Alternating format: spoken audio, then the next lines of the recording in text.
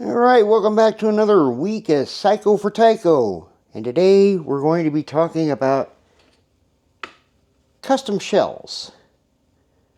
From Tycho, of course. Alright, every now and then on eBay, I will come across a shell of a particularly unique locomotive. And this is one of them. This is an ALCo RSX4 or MRS1, depending. This was a road switcher built in the 1950s for the U.S. Army. So let's do a little bit of a brief history about that. Shortly after the Korean War, the United States Army wanted to build a locomotive designed for overseas use and to be used on different gauges of track.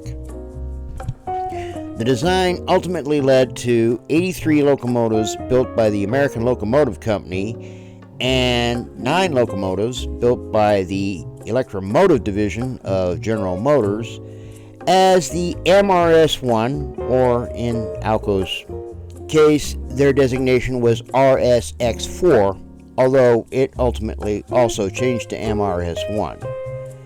These locomotives were promptly stored, although a few of them were used, and around the 1970s, the Army saw no further use of using railroads overseas and transferred a lot of them over to the U.S. Navy and sold a bunch of them off to short lines. But even with this, the Army still used these MRS-1 locomotives until around the 1990s, to which these low mileage units were sold off to certain short lines like the Alaska Railroad and others, which makes it for one of those unique little locomotives that people kind of look at and go, ooh, basically because of its short roof line due to loading gauges. The branches of the U.S. military nowadays use more contemporary locomotives such as the GP-10, the GP-40, the GP-20, and other EMD products, as well as a couple of other commercial locomotives which are basically built by other railroads. But since the MRS-1 was deemed surplus, the military does not have these anymore. Unfortunately, no commercial modelers actually produce the MRS-1 either in the EMD or the ALCo version, but on occasion you can find a resin shell pop up at a swap meet or eBay or someplace like that, which is now the focus of today's video. So, considering I actually have a military train, which I will talk about maybe later on in this video or in a future video, for me this is kind of like the holy grail of military locomotives, because this one was specifically built for the Army. Ooh, that's kind of cool. I almost grabbed it. Now this is a resin shell. Now if you don't know what resin shells are all about, this is actually kind of a plastic resin. Someone makes a master mold and then they make several molds of this, usually not a large scale production.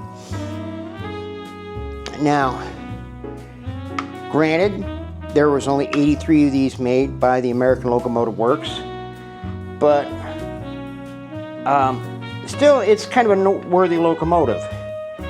And it's designed to fit on the Atlas RSD4/5 frame. Now, ironically, I bought one, and it was maybe about $30, and it was set for parts not running. Well, I was pleasantly surprised when I took off the shell to find out it's already got an economy and a speaker mounted in. And it works. It works perfectly. It works just as it's intended. So this is a little lesson learned for you eBay hunters, that even if it's for parts not working and it looks intact, it might be the owner bought it off a swap meet, didn't know it was like either DCC or DC, was mislabeled to begin with, and it just didn't run on his layout for whatever reason. So this is going to be an easy conversion. It's just basically a drop-in. I have to change the speaker, which is no biggie. And then we've got to add details like the handrails and, well, basically the handrails, and then paint it and then decal it. So we're going to take the next few videos for this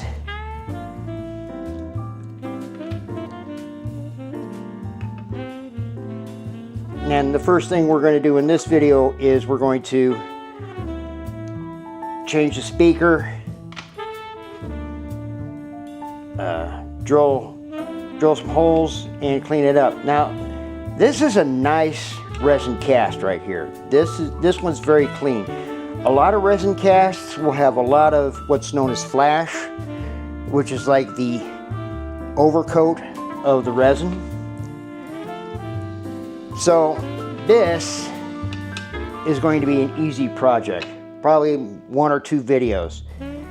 Now on that same note, for Southern Pacific modelers, including myself, this is the holy grail of SD9s. This is the SD9E, and this is made by Walthers, or was made by Walthers.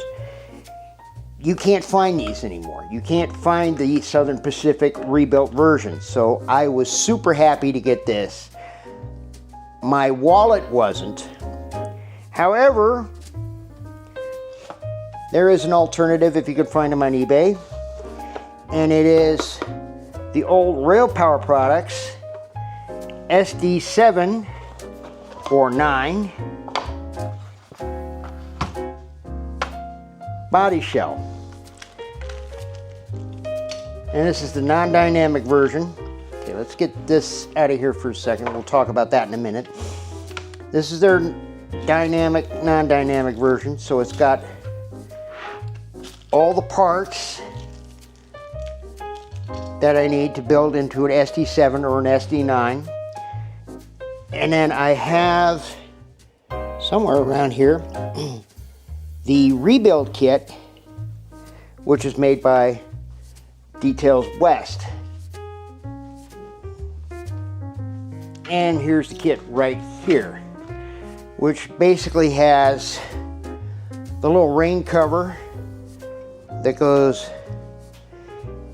behind the cab, the headlight attachments and all that, because as you can see, everything on here is blanked and ready to go.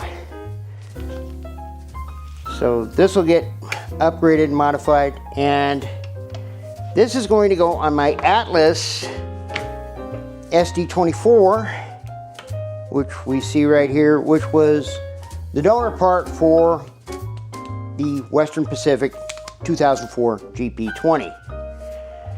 Now here's the other disadvantage of this extremely expensive, and I do mean extremely expensive, this cost about 200 bucks. This is a DC version. The DCC version is $100 more. $100 more. I mean, don't get me wrong, it's greatly detailed, but I still have to add a decoder to this, which I have a decoder ordered. I actually have several decoders ordered. This one's going to be a lot simpler.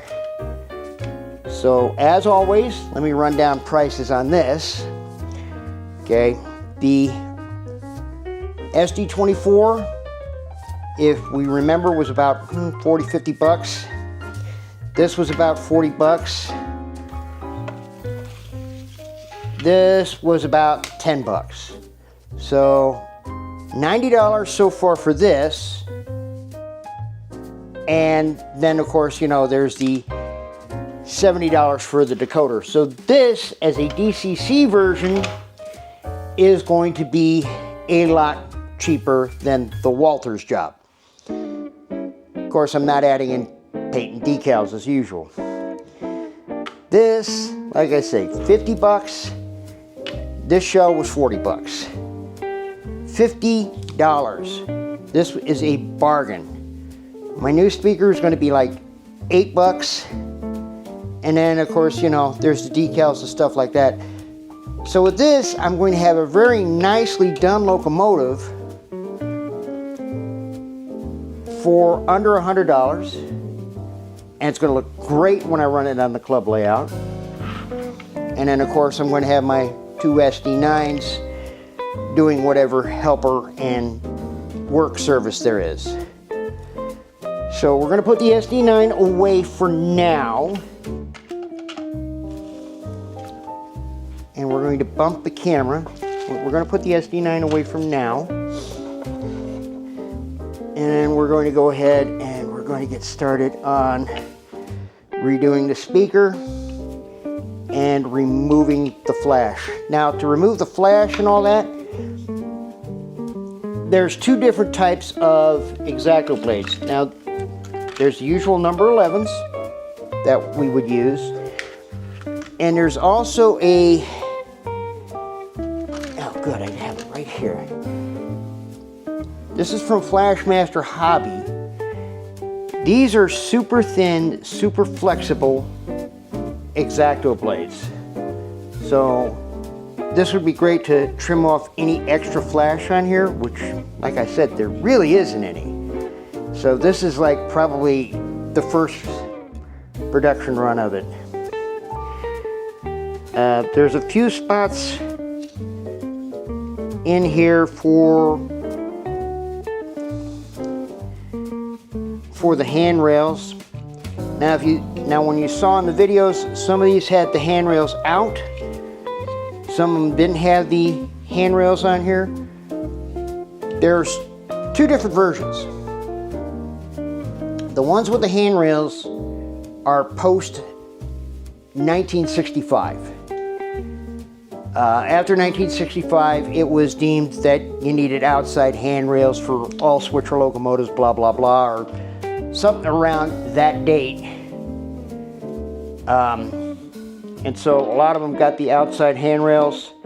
I'm not doing the outside handrails. I'm doing an earlier version, like the one that's over there in Portola. And that one's just going to have the inside handrails. So I have to get a few detailed parts for that. So now that we're all said and done, we're going to do something with this speaker. And we're going to go ahead and we're going to add our sugar cube speaker.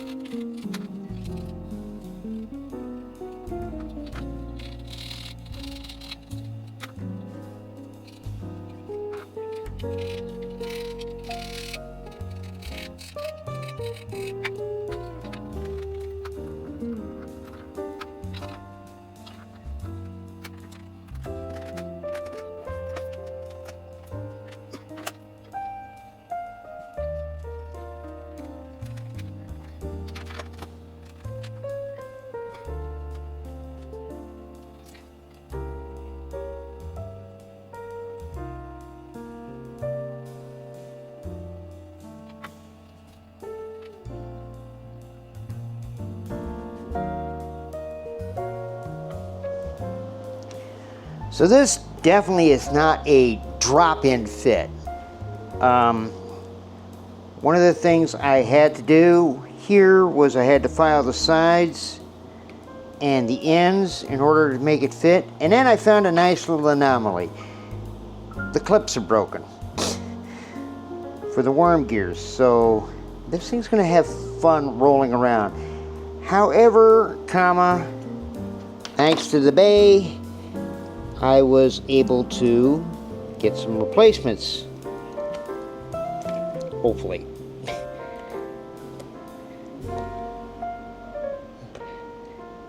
So we're just going to pop this one back on, if it'll pop back on. There we go. And I've already got the speaker mounted in. I've got to seal up the wires.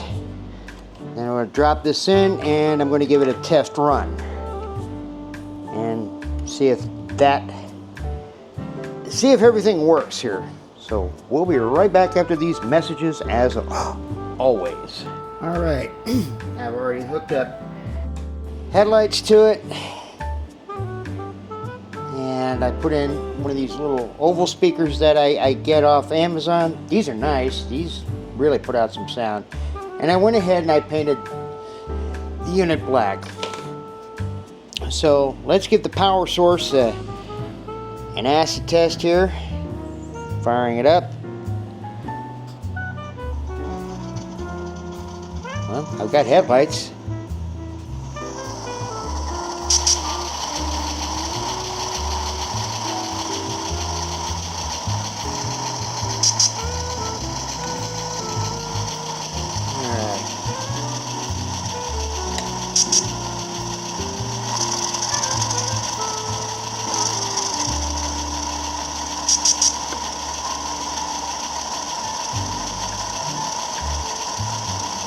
Oh, those are nice.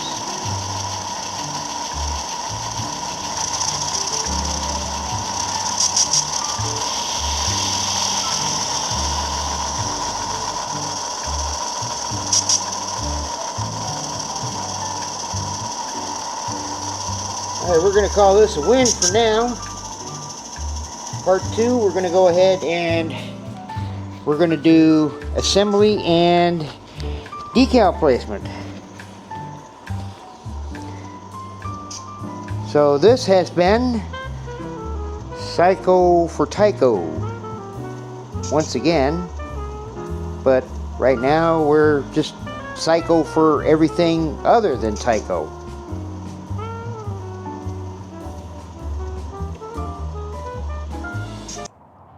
Hey friends, I know you're at the end of the video and all that, but I just wanted to give a quick shout out that if you're in Carson City or any of the surrounding neighborhoods, come on down to Mills Park, where the Carson City Railroad Association, my model railroad club, happens to be at. We've got both HO scale and N scale. We run modular displays. We also have, during the summer months, a 2-foot tourist railroad that kind of goes around half the park. Membership fee is about $35. If you want to run some trains, come on down. Just let us know. Link in the description, and the link is right here at the bottom. And have a good one. I'm Psycho for Tyco. We'll see you next time.